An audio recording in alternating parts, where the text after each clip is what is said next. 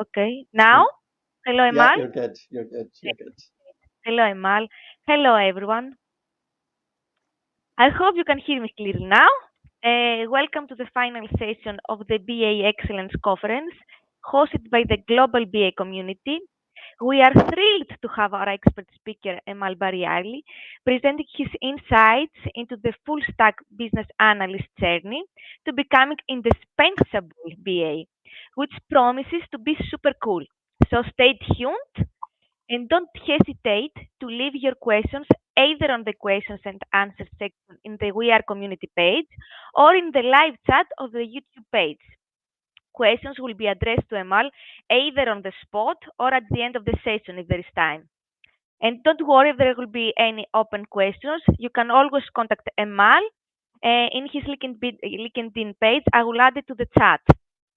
I'm super excited to introduce you to Emal, the visionary founder behind the BA Blogs, an online platform that offers hands-on business analysis training and support for BAs, new or experienced. With a passion for innovation and a sharp eye for design, Emal has played a pivotal role in shaping BA Blogs into a leading name in the industry. Emal and his family currently reside in Canada, where he continues to drive innovation and excellence in the field of business analysis. Additionally, BA Blogs boasts a YouTube channel with over 31,000 subscribers, providing valuable insights and resources for business analysts.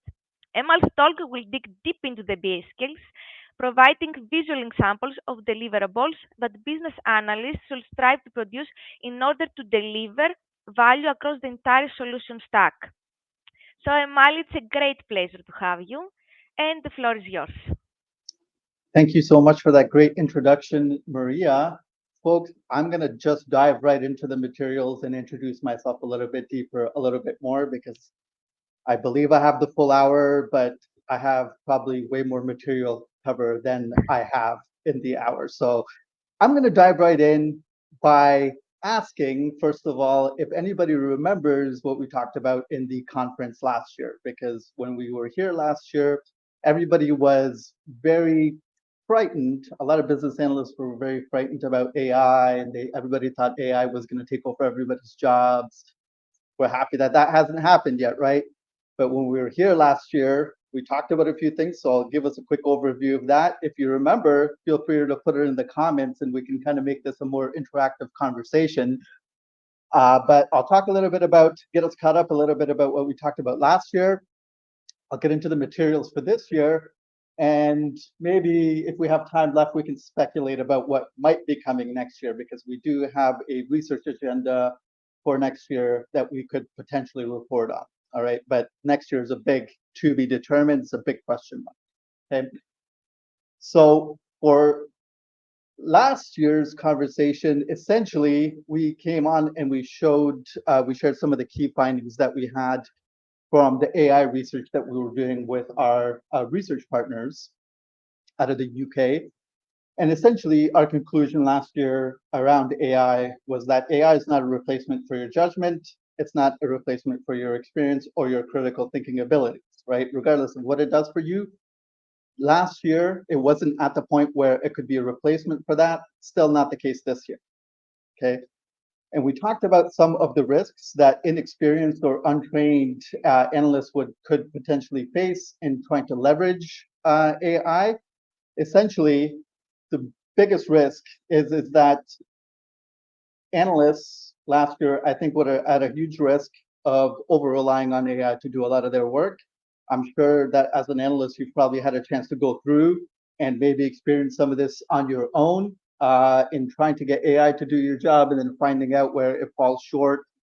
And again, if you recall from the last year's conversation, if you were there, you'll probably realize that AI cannot replace any of these four elements, right? It can't replace your experience, still can't replace your judgment, still can't replace your critical thinking abilities or your ability to perform really deep analysis. Okay. I use it every day, ChatGPT especially, the advanced version, I use it daily, and it still falls short in many of these areas. Okay. Whether that's good news or bad news, I'll let you decide. Last year, we also talked about a usage pattern that could help you avoid some of those risks, right? And what this usage pattern essentially does is it bakes in a lot of your own critical thinking. It bakes in a lot of your own analytical abilities to try to leverage ChatGPT in a way that's it's going to help you a lot more because of a lot of those shortfalls that it had and it still has today. Okay. And then last year, what we did is we actually went through an example where we showed you what the response looked like if you take the risky approach. And then we showed you in detail what the response could look like if you followed the interaction pattern that we had suggested, essentially. All right. We won't get into any of that. If you missed all of that stuff, I'm going to recommend that you find the replay of last year's BA Excellence Conference where we talked about all of this and just watch the full hour because we get into quite a bit of depth. It should be on the BA Excellence YouTube channel, I believe. This year, the goal is to answer two questions. Okay, what is the future of business analysis in the AI-driven world? We're going to try to answer this question every single year, okay? But I'm going to try to give you our latest guidance on this for this year. And we're going to spend quite a bit of time talking about the skills that you should be trying to learn right now very well. And we're going to get into quite a bit of detail with the skills, okay? For those of you that are short on time and only have really the first 5 minutes of this conversation, I'm going to give you the conclusion right up front. Okay, here's the answer to both of those questions. Essentially, the future is still largely unknown because the progress that we've made from last year to this year hasn't been that big in the business analysis space, but we're constantly researching. Okay, speculatively, there is a high likelihood that AI is going to start to take over a lot of this lower level operational work that business analysts do. Okay, that's our speculation. And our guidance for this year is to explain to you what you should be doing to respond to that speculation that we're making here. Okay. What you want to be doing is that you want to make sure that you've mastered the operational work well enough so that you can use our interaction pattern to get the best results out of AI. And then you're going to push all of your grunt work at the operational level onto AI, and you're going to move into a different area, essentially. And that area is at the strategic level of the organization where you're helping senior managers make strategic decisions, but also to bring their strategy down into the operational level. So if you only have 10 minutes, you're short on time, that's the conclusion right there. We're going to spend basically the next 50 minutes diving into this in a lot more detail. All right? Actually, there are two questions, Emal, already regarding that. Sure. Yeah, we can address them right now. Yeah. I will relevant to that. The first one is how can business analysts navigate the evolving landscape of technology and industry trends to remain relevant and indispensable? Okay. That's a great question. Yeah. Go ahead with the second one. I'll answer them both.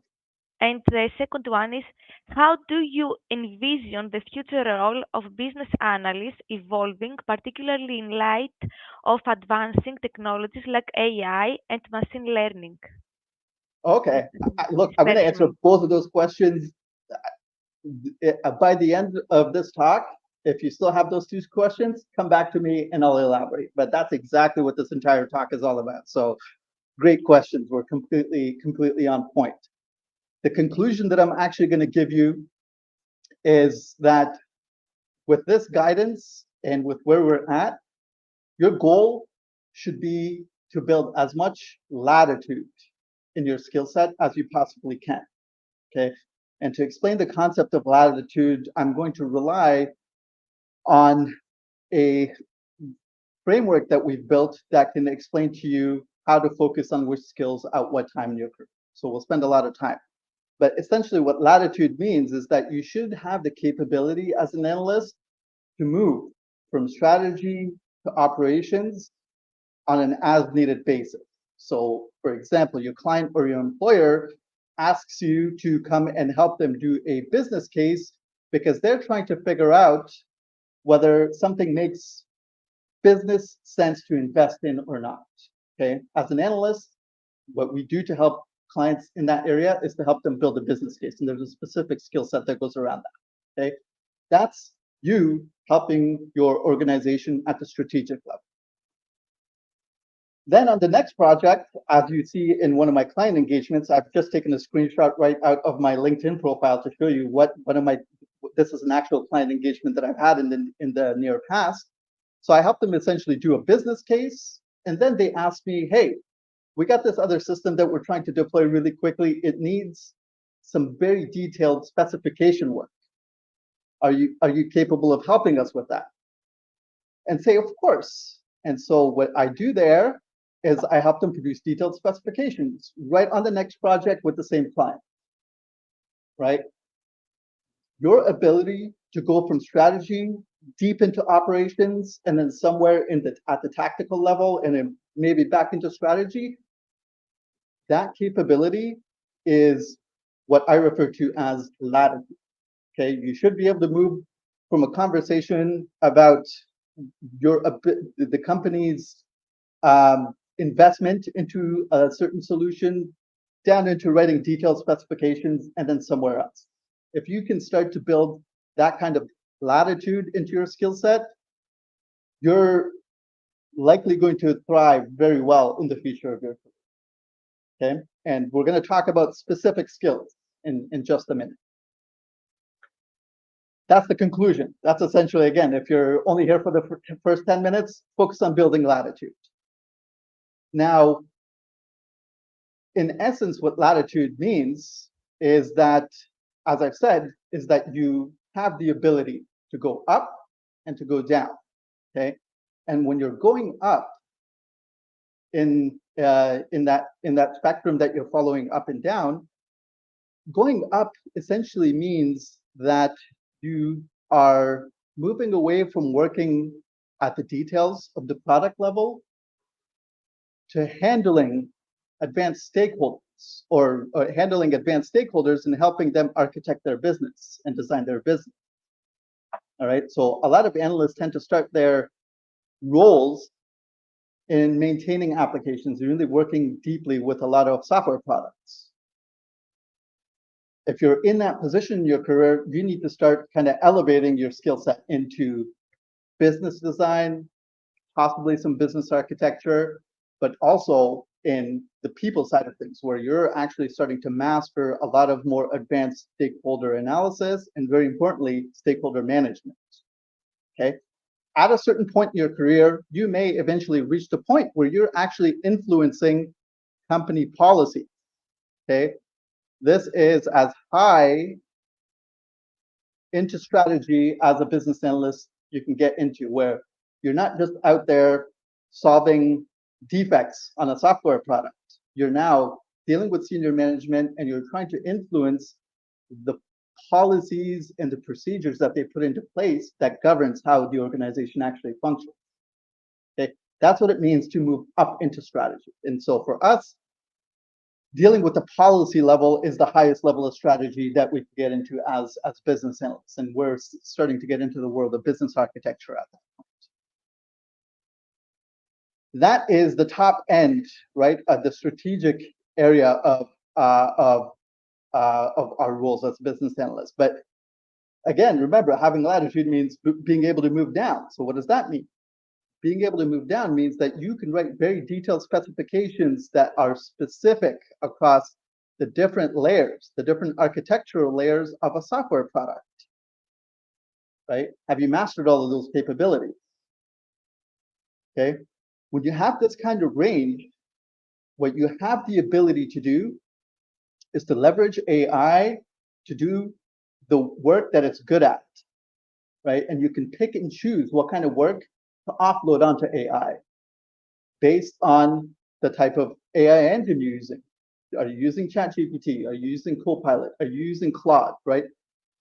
Those tools all have different strengths and weaknesses. And when you start to build this kind of latitude, you can decide on the fly based on your conditions, what your employer or what your clients are using as their AI tool. You can decide right on the fly what kind of work to outsource to AI versus what you're going to do yourself. And that's the whole point of building Latitude.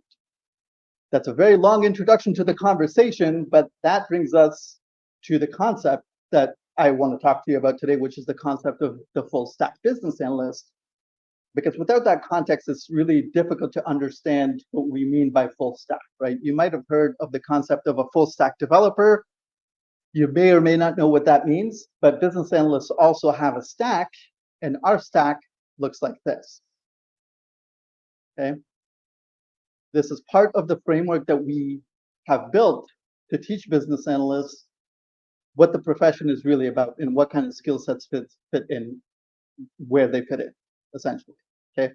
So let's elaborate on the stack a little bit more and get into some very specific skills that you should be focusing on down here at the operational level, right?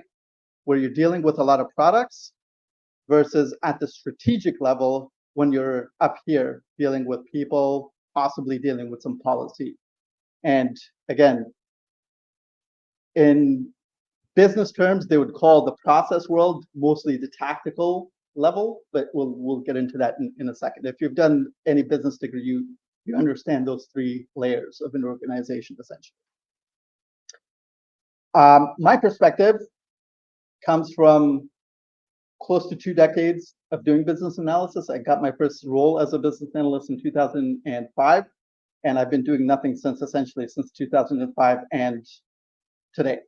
Okay. I finished my last client engagement, I think, just over a year ago, and so I'm in the industry daily doing this work.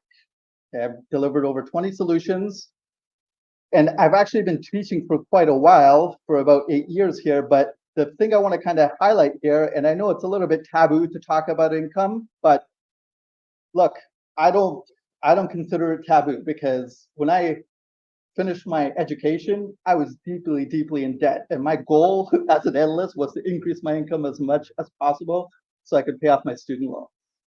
And so I talk about income all the time, and I've managed to increase my own income by a factor of 5 since I started my career. So 5x my income. And we can talk about the details of that if we need to. I think we need to turn that into less of a taboo subject, because income is very, very important. Big part of the reason why you're doing the role of a business analyst, right? So let's talk about a little bit about how we're going to go throughout this conversation. Okay. In the first half, I'm going to talk to you about the first 3 layers of the stack that we've mentioned here. Okay, we're going to talk about people, we're going to talk about processes, we're going to talk about products. And with products, I won't get too deep into the architectural layers, just enough so that you understand what the BA skill set is at each of those layers. Okay, we'll go into that in the first half of the time that we have left, and then we'll talk a little bit deeply about skills, how to acquire skills, and some of the next steps you should be taking to make sure you're setting yourself up for success in the new world that we're all up against. All right. Emal, there are some more questions. I can make them to you, and you can judge if you want to reply now, later, or it's gonna be replied on the go. So one of Sure. them is, there are like a mix of them. Some are general, one is specifically for BA blocks, but I will address them and you can decide. The Sure. first one is, what role do you see collaboration playing in the success of business analysts, both within their teams and across different departments? Okay. The second one is, on your opinion, in your opinion, what are the biggest challenges currently facing by business analysts, and how can they overcome these challenges? I guess Okay. that's going to AI, but in general, not just on AI. Got it. Another one is, how do I handle a situation where my client employer doesn't allocate any time for an ASYS current state analysis? Okay. That's a great question. Let's come back. Let's get back to all 3 of those by the end. Okay. So if you can keep a running tally of the questions, we'll come back to each of those, because I have very direct answers for all of them. I'll make sure that I get through the message here, and then we can come back to all of those I if have that one makes more. sense. I have one Okay. more. Could Okay, you okay. provide any insights or lessons learned from your experience in founding and leading BA blogs? I guess that can be at the end. I'll like keep a note. Yeah. I'll share thoughts on all of those subjects. More than Great. happy to talk about it. I have a feeling that we're going to have a lot of questions coming out of this one too. So we'll probably have to pick and choose a couple. Okay. Thank you. I'll continue on just first talking a little bit about the people side of things. Okay, your role as an analyst is essentially to create what is referred to as alignment. And what do we mean by alignment? Okay, as an analyst, you generally speaking, you have two different sets of clients. You have the business side of folks, where a lot of your customers and your end users, right, live. And then you have your IT stakeholders here, where you might have an architect who's in charge of making sure all the big pieces of the software solution fit together. And then you might have a couple of developers who are actually doing a lot of the coding and some of the testing, right? In between these two different sets of stakeholders, you should look at your role as a role that's trying to essentially align the interests of the business at each of these different levels, right? You might have some folks at the strategic level, you might have some folks at the tactical level, and then you might have a large group of people here at the operational level, right? Your goal is to align the interests of this fairly sometimes large, but sometimes very varied set of objectives that they may have with the goals that your IT stakeholders, which is essentially to deliver a good product, right? The way you do that as an analyst is through what is called stakeholder analysis. Okay, and stakeholder analysis essentially what it does is it helps you to identify the right people who need to be part of the conversation, right? On many projects, you'll find that there may be a subject matter expert that's missing that you need. Your stakeholder analysis makes sure that that person is at the table, right? During some of your workshops, you may find that the architect doesn't have enough time to provide feedback on feasibility of something that your customer is asking for, right? That's the architect's job during the analysis process. Your stakeholder analysis helps you outline the fact that there is that we're missing a stakeholder on the other end who should be at the table. So essentially what stakeholder analysis lets you do is it gives you a list of the different roles that should and could exist on a project, and it helps you figure out, hey, do we have representation from this group or not? And if not, how do we deal with that? What are our mitigation tactics? What are our contingency plans for missing a role that should be there that's not there, right? That alignment, essentially, if you start to perform your stakeholder analysis and more advanced stakeholder management, you start to understand that that tool right there can help you to align the interests of your stakeholders from the business side. It can communicate them. You can communicate a clearer set of objectives to your developers, and also to make sure that your business stakeholders understand what is and is not possible from an IT perspective. You need to facilitate that entire communication cycle. Okay, a lot of times your customers will ask you questions that are either cost prohibitive or just nearly impossible given your current company's current what they call application portfolio, which has things like technical debt in it, right? A lot of that sometimes needs to be factored into the conversations that you're having with your business stakeholders so that their requirements are not completely out of line with the constraints that your organization has.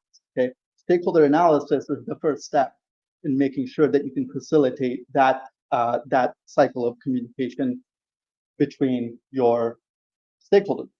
Okay, to create what we call stakeholder alignment. When it comes to processes, your business processes are the best, your business process models are the best tools for addressing the root cause of most issues. Okay, most issues in an organization, most issues with solving in an organization are usually not software related. They're often process related. What happens in a lot of companies, especially large enterprises, is that they kind of grow a little bit organically and their processes build in a way that's less than optimal. And layering additional layers of technology on top of a process like that are not going to give your organization the results that they're looking for. They'll invest millions of dollars into IT when the way that the work is actually being carried out isn't optimal. And so they're not getting the benefit of that investment that they're making.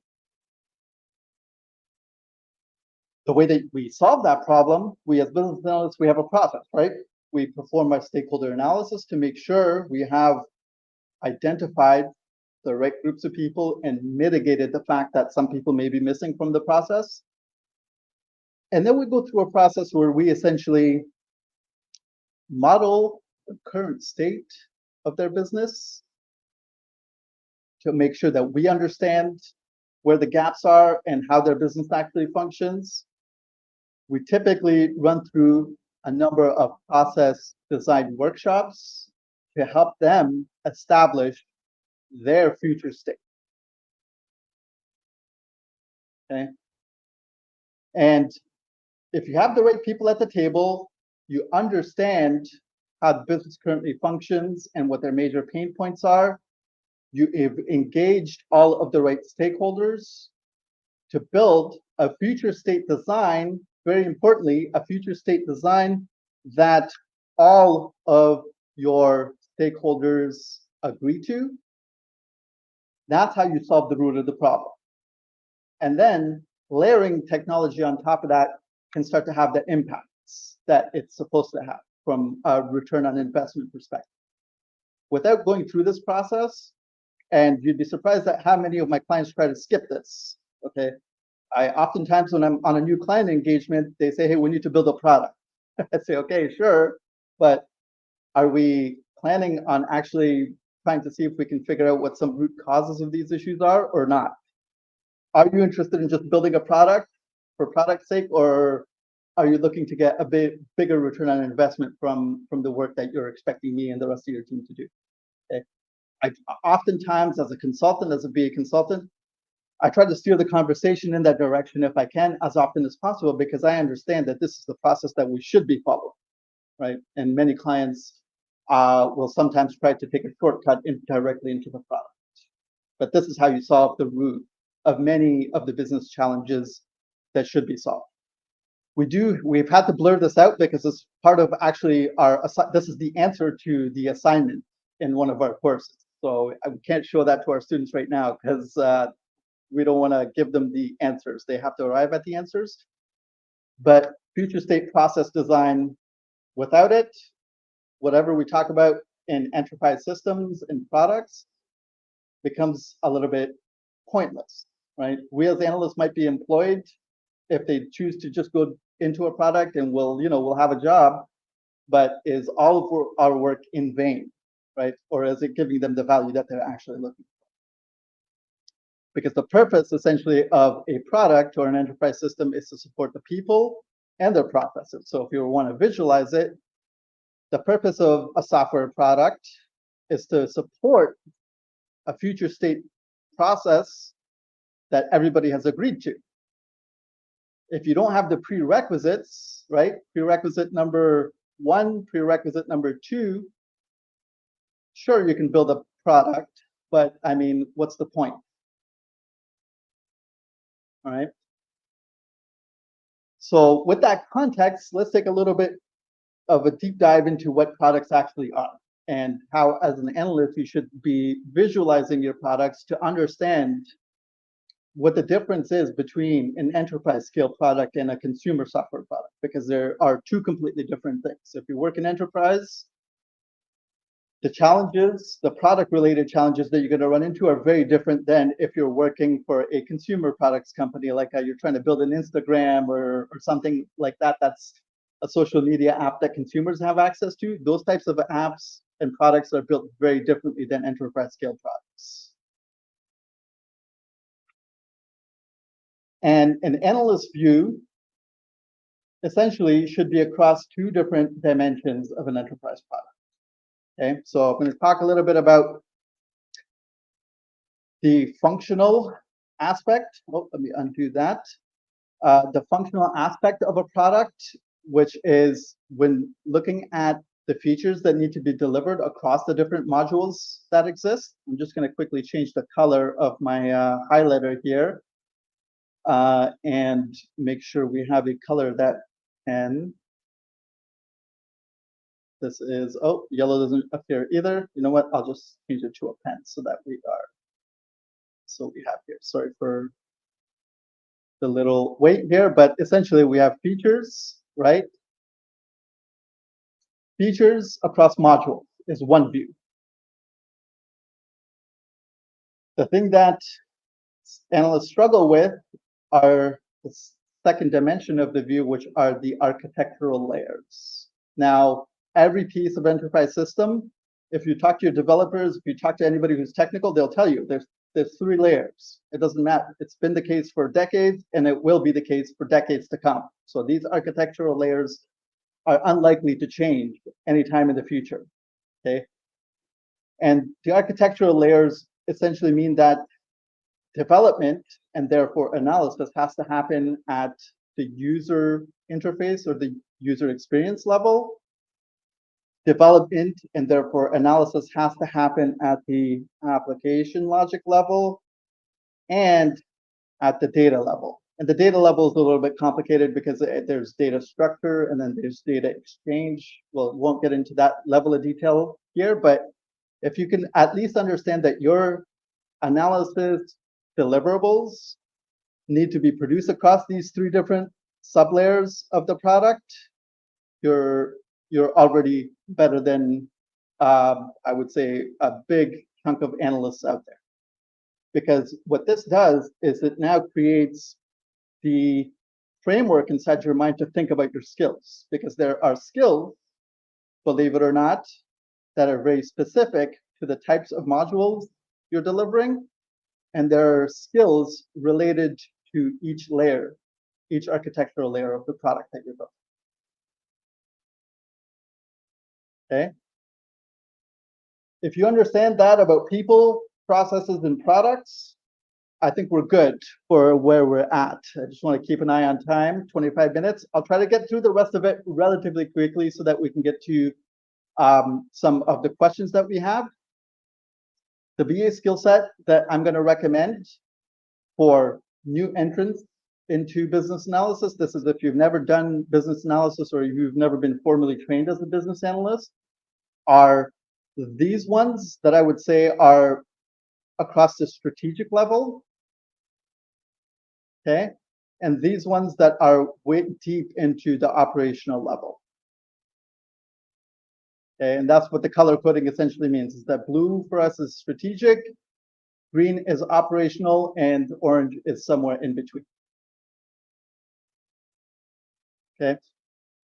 At the strategic level, the bare amount of skills that you should be trying to pick up in the world of strategy is to make sure that you can do your current and your future state analysis.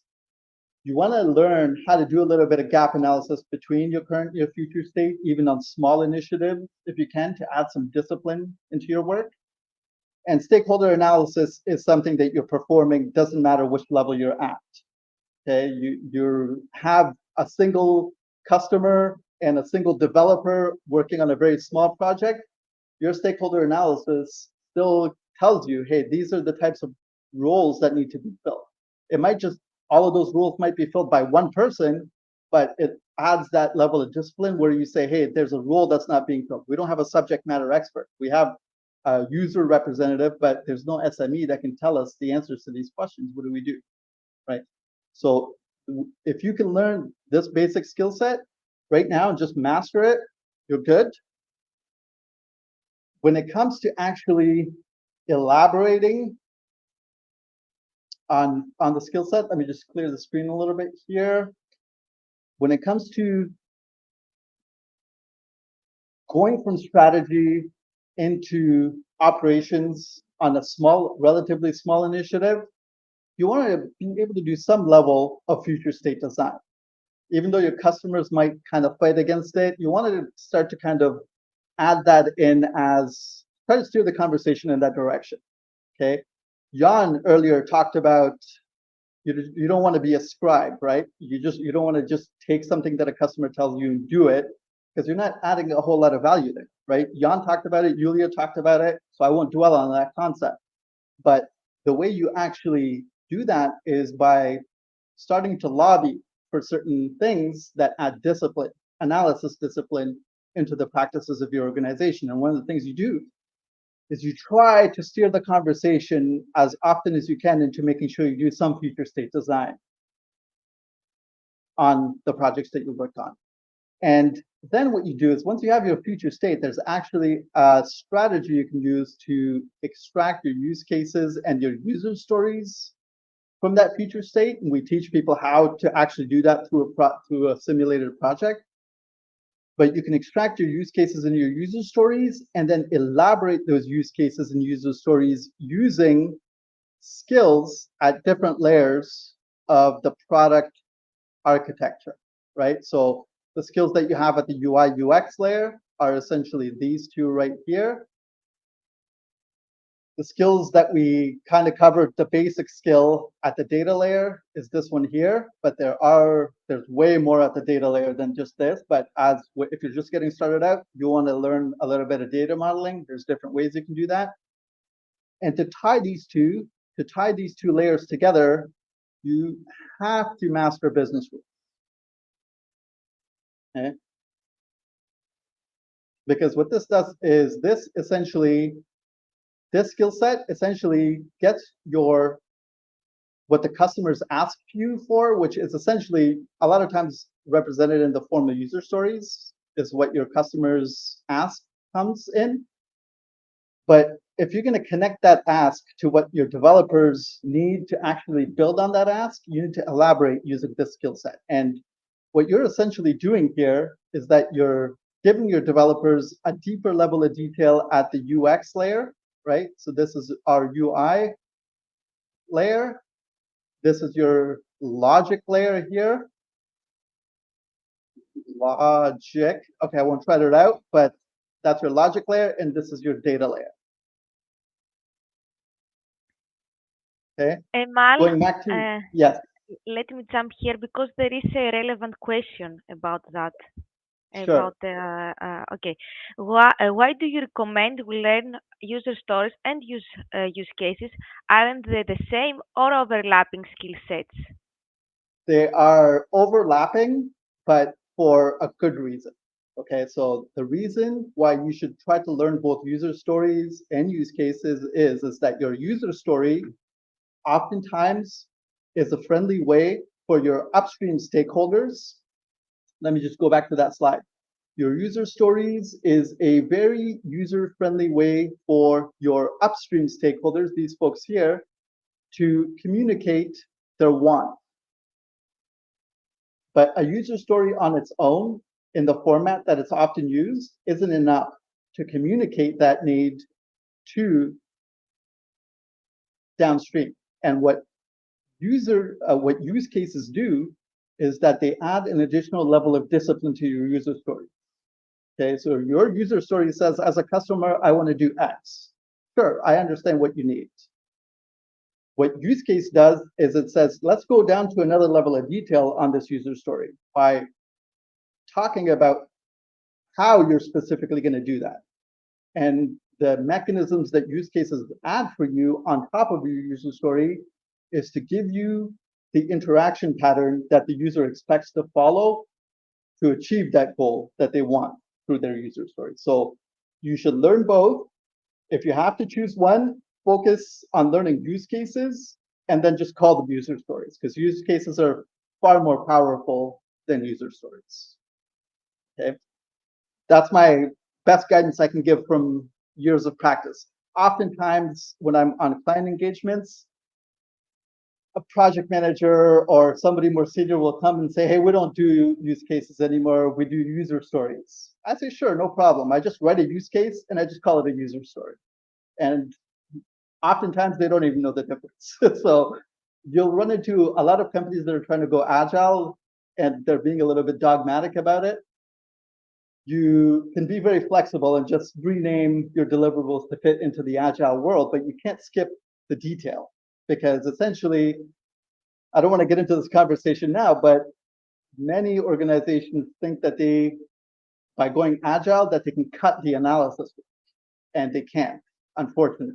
Okay, if I find a way for them to do it, I'll help them do it. But until today, there's shifting from use cases to user stories oftentimes is used as a way of saying, we don't need all those details. Just tell us what the customer wants and we'll figure it out. And that type of a shortcut often leads to some undesirable results in the long run. So I won't get into that, but short answer to your question is that you should try to learn both. And if you have to choose one over the other, you should play a bit of a trick and learn use cases and just call them user stories. Okay. And we teach you in our course, we actually do that because we produce what we think are user stories, but we use a lot of use case mechanisms to produce that. About the Okay. stakeholders, can you use a RASI list for stakeholder analysis? Can we use a what this? Sorry. RASI, I'm guessing it's about the matrix. Oh, the RACI matrix. Okay, yeah.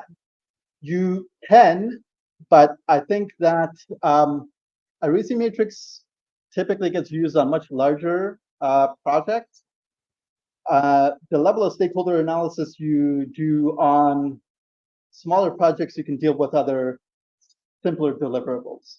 So the RACI matrix, essentially, it lists out the roles along the top and the activities and deliverables along the side and says who's responsible, who should be consulted, etc. It's a great tool to use. It's more of an architecture tool, though. So I do use them from time to time when I'm helping my clients develop their future state processes to help them decide, hey, who in your organization is now responsible for this task versus that task. So I use it in business architecture quite a bit. If you're comfortable using it, yeah, absolutely, use it. Go ahead. We don't teach that as a tool. We have simpler ways of dealing with it with stakeholder analysis, but it's a tool that definitely does get used in a lot more advanced situations, I'd say. Are we okay to move on? Let me just make sure, do a quick time check. I'll try to get through the rest of what I'm talking about really quickly, and then hopefully we have some time for more questions, because there's a ton of great questions that folks have asked, okay? Hopefully you understand the skill set. If you need to, take a screenshot of it. If not, just come back to the replay on the BA Excellence YouTube channel and just take a screenshot of this. If you're a business analyst just trying to get into the industry, focus on these skills as much as you Exactly. There possibly is a can. question about that. Where is the entry point? Like, it's a great group of skill sets, but where a new BA can start? Where is the entry point? The entry point would Yes. probably be hard to say, because this is an integrated skill set. So if you're going to start learning them all, it makes sense to start learning them all kind of together in a way. But if you have to really, really choose, you want to start with something easy. Okay. The easiest skill to learn is to learn how to write a user story. And then elaborate that into use cases, because that's likely the easiest and it'll probably have the biggest impact in the short run. But you want to very quickly move on to doing good process design work and then elaborating your user stories and use cases this way. So if you have to choose just one skill, I would say, you know what, I'm going to put both of these as one skill. Learn how to produce these two as your entry point. We'll talk about how to manage product backlogs and everything else. We haven't even mentioned it yet, but that's another skill that you probably want to start to pair. Okay. So if you have to start in this box right here. Okay. Because these are more advanced skills, and especially when you start to get into like detailed scenario analysis, doing state machine modeling, things can get very complicated, and the likelihood of people giving you time to do current state analysis is low, right? So you have to find shortcuts for it. Yeah, start in this box. Okay, thank you. You're welcome. So we have skill acquisition and next steps. Let's bring this conversation back up to what we were talking about in terms of skill acquisition. Okay, so when it comes to skill acquisition, there is a less effective way of doing it and a more effective way in doing it. By far, the most effective way of acquiring skills is to make sure that you can find a project to get yourself on. And what that oftentimes does, it gives you the opportunity to shadow more senior people to see how projects actually run. There's nothing that can teach you how to become a business analyst faster than that. Okay, I'm an analyst. Sure, I have a training company where I teach the business analysts, but when an analyst asks me, hey, what's the fastest way I can learn? I'd say that forego formal training even. Try to get yourself onto a project as quickly as you possibly can, because you'll learn way more. Okay, and I was speaking from experience. I did 7 years of education, right? 7 years of formal training I did. But in that 7 years, I didn't learn as much as the first year of my actual first major project. That first project that I worked on taught me so much more. I'm lucky because I had the formal training to fall back on to make sense of a lot of the stuff that was going on. But the actual learning of how to do the job was on that project. Very stressful project. I won't talk about it now. I was very stressed out that first year of my career. But if I had to do it again, I would do it again because I got to shadow more senior analysts who taught me how things actually work on the ground. Forget about theory. This is how things are actually done. Okay, because theory teaches you things oftentimes in a perfect environment, and you'll never run into a perfect environment. You got to get stuff done in the real world. Now, our training program actually, that's why we structured our program in the way that we have, is that you actually get to shadow these 3 business analysts on a simulated project. So if you can't get on a project and you're looking for the next best thing, then I'm going to recommend our course. But again, if you can't get on a project, even put the course on hold, get yourself onto a project. So do job shadowing as number 1. Try to get some formal training as number 2. Many people ask me whether certifications are a good way to learn the profession, and oftentimes that's like the third option, because what a certification does is it gives you the knowledge, demonstrates to a lot of hiring managers that you have a base level of knowledge, but a certification can't actually teach you how to do the job. It's actually, on that front, it's not as good as formal training in actually teaching you how to do the job. Okay, so your skill acquisition strategy recap: get on a project.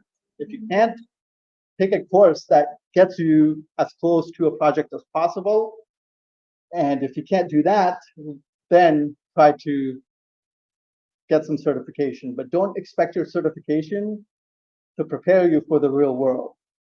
Okay, it'll teach you the base knowledge. When you hit the ground running, the stress of having to deliver under constraints of cost, schedule, right? And anything and everything under the sun. But your project manager says, we don't have the budget for that.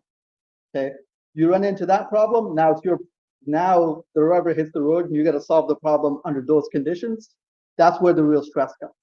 Okay, so that's the guidance on strategy. Where the future of your career will take you, I'll explain that in terms of these skills. Okay, so if you recall earlier, very, very early on in the conversation, I essentially said you want to build latitude. Okay, to build latitude, what that means is that you have to make sure that you understand things at a couple of different levels, right? You have to understand things at the strategy level, right? Some stuff at the tactical level, but there's a lot of tactical stuff that can happen here that we don't talk about in this conversation. But you want to make sure you start to learn stuff at the operational level first.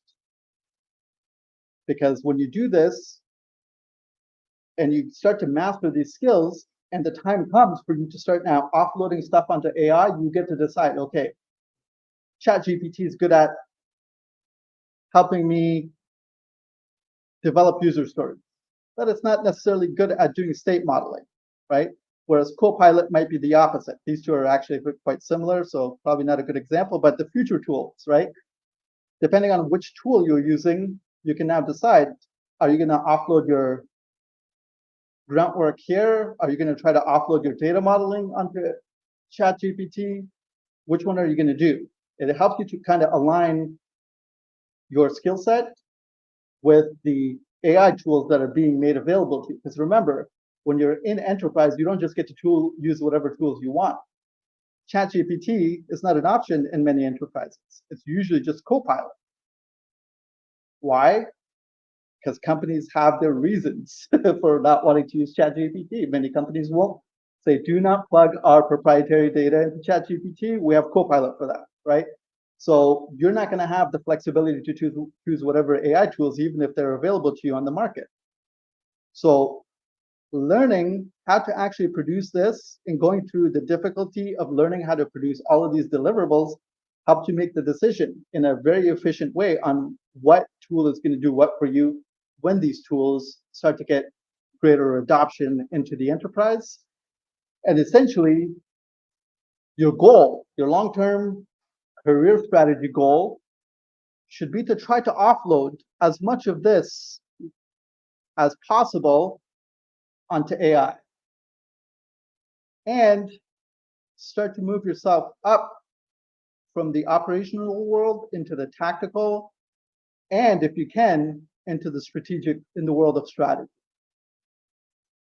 So from a career strategy perspective, this is how I followed this before ChatGPT and AI was even a thing. And I've achieved a great level of success in my career, right? What this has done, what I'm trying to do right now is I'm trying to offload as much of this stuff. I mean, I'm telling you this because I'm trying to do this for my own consulting practice, right? I'm trying to offload as much of this work so that I can offer more value by helping my company and my clients decide, hey, how do you assess a vendor properly to make sure it's a good fit for the requirements that your customers have?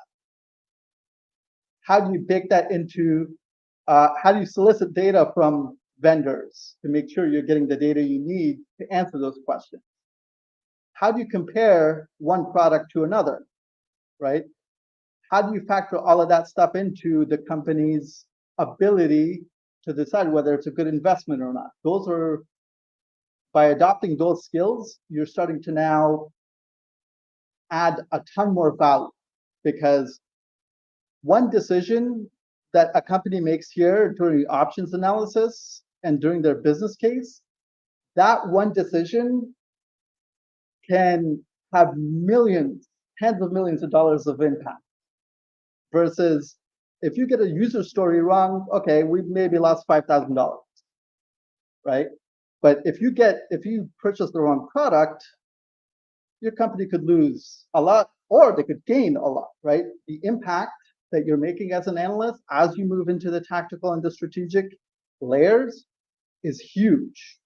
And tying this back to income, the value that your clients will see in the decisions that you're helping them make up here is way bigger than the value down here. And your income as an analyst will eventually reflect that. So going back to my profile, when I talked about increasing my income by 5x since I started, is essentially by following this strategy, right? Following the strategy that we kind of, this strategy here, where if you look at my LinkedIn profile, you see for some clients, I do nothing but business cases, okay? On some clients, like the one I showed you, I'll do a business case and then I'll move into a project where I'm managing the backlog and I'm writing user stories, right? This, the ability to move up and down here, gives you what we talked about, which is latitude, right? Let me find that right skill, latitude, right? If you remember, for just this one client, I did a business case, and then I went and produced detailed specifications. And then I led a bunch of workshops on a separate project, and I helped them integrate with third-party partners, right? That latitude is what keeps me employed, is what keeps my clients coming back to me over and over again and saying, hey, we got another project. Can you do this? Here's what this one, if you look at this, if you go to my LinkedIn profile and you look at the work that I did through Capgemini, I spent almost 6 months doing a business case. Very little operational work for that, right? So that's what, that strategy is what will make you successful in the long run. And hopefully you have a picture of the skill set that you need in the short run, which is essentially just take a screenshot of this. Okay. That's the talk. I don't know if I had anything else I wanted to say. Let me just quickly make sure that there isn't anything else. Oh, yeah. If you want to start learning how to, if you want to get deeper into this, we have three lessons for you to go on our website. You just go to bablocks.com/start. And essentially what I'll do is it'll be an investment of about an hour. I'll send you 3 lessons, and those 3 lessons will talk to you in a lot more depth about products. It'll talk to you about people and processes. It'll talk about a lot of these deliverables and show you examples of a lot of these deliverables that I kind of flashed up on the screen for you. It'll show you examples of those deliverables. So that's my sales pitch right there. Let's get to questions. Do we have any questions from the folks that we have around what we talked about here so far? Okay, we have only 3 minutes, Emal, but Okay. there is one more question that came up. You provide Could you provide examples of specific deliverables that demonstrate the value added by business analysts across the solution stack? Yeah, those deliverables are actually right. I can, in 3 minutes I can't, but if you just sign up, you'll get that 3rd lesson. It'll show you all the examples. That's all I can say with 3 minutes left. Maybe we can go back then to the BA blocks specific question. Could you provide any insights or lessons learned from your experience in founding and leading BA blocks? Oh, in founding BA blocks, yeah. Launching a company from the ground up is very difficult. So that's my lesson learned essentially is that as a consultant, as a business analysis consultant, I help my clients fix their companies at BA blocks. I have to run my own company, and that has turned out to be way harder than I ever imagined. If I don't know how hard it was when I first started, I probably wouldn't have started. But my biggest lesson learned is that building a company from the ground up requires a lot of actual analysis work, where we have to build our own internal processes, and we have to, like, launching a company from the ground up. If you want to learn more about that, we can have that conversation, but it is very difficult because you, as the founder, are responsible for all of this, plus a lot more. Okay. In large enterprises, you have a whole management team, right? A whole executive team that's responsible for this, and a whole management team and a base of employees that's responsible for all of these things. When you're trying to found your own company, it's a bit of a different ballgame. So that's my it's hard, but well worth it if you're willing to stick it through. Perfect. Unfortunately, Emal, the hour is about to finish. Thank you, a huge thank you for your awesome contribution to our final session at the BA Excellence Conference. Your insights into the full stack business analyst journey were incredibly valuable and inspiring. You really rocked the stage, and I have the feeling that if we will let you, you will go keep up till the night and learn so much Yeah. from you.